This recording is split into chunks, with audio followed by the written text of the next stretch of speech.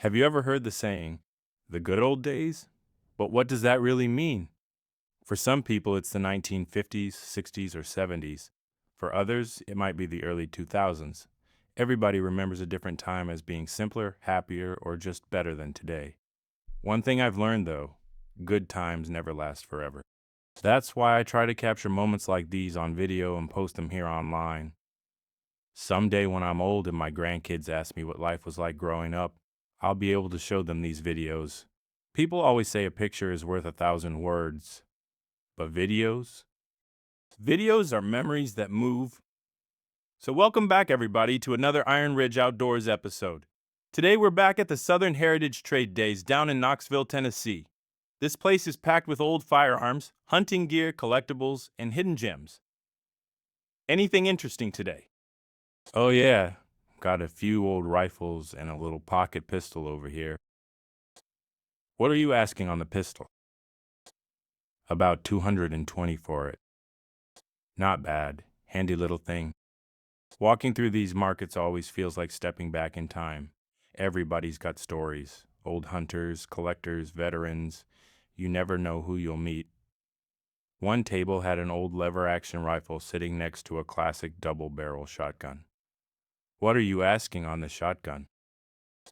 About 275. It's practically brand new.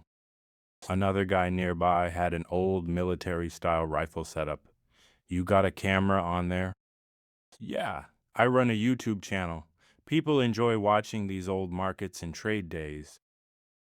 That's pretty cool. As we kept moving through the rows, there were revolvers, hunting rifles, old .22s, military surplus pieces, and rare collectibles everywhere you looked. One guy had an old Browning setup with original magazines and boxes still included. That's a beautiful gun. Yeah, they're getting harder to find nowadays. You hear that sentence a lot at these places. Another older gentleman had a vintage bolt action .410 shotgun sitting on the table. What are you asking on it? 125. Honestly, not a bad deal at all. Nearby, another seller had old Smith & Wesson revolvers, hunting rifles, and a couple vintage shotguns lined up neatly across a blanket. That little revolver is nice. Yep, old stainless model. Don't see too many anymore. The further we walked, the more random and interesting the place became. Old hunting knives, ammo cans, vintage scopes, rusty tools, handmade leather holsters. It felt like every table had its own little story attached to it.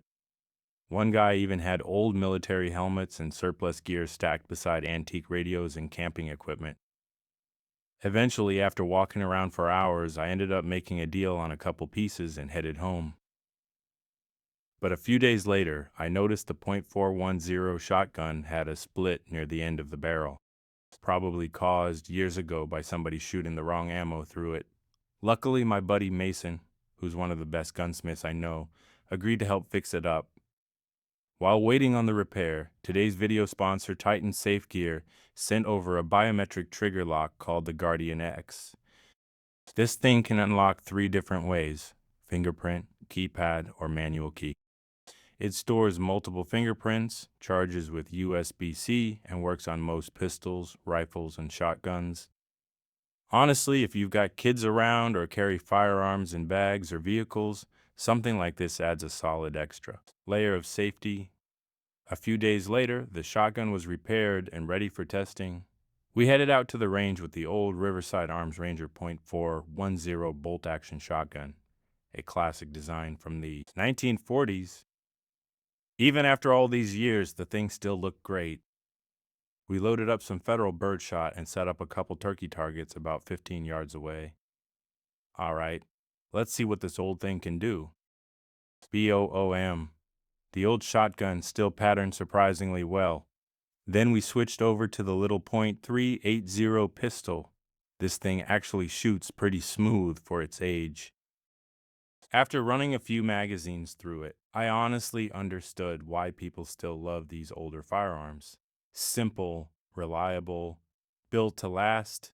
And honestly, that's probably why people love these old trade days and markets too. It's not just about buying stuff, it's about the stories, the memories, the history. Anyway, guys, that wraps up another Iron Ridge Outdoors episode. If you enjoyed the video, make sure to like, subscribe, and drop a comment telling me what your favorite find was.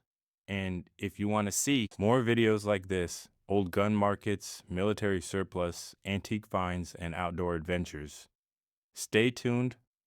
I'll catch you guys in the next one. Peace out. If you enjoyed the video, make sure to like, subscribe, and drop a comment telling me what your favorite find was.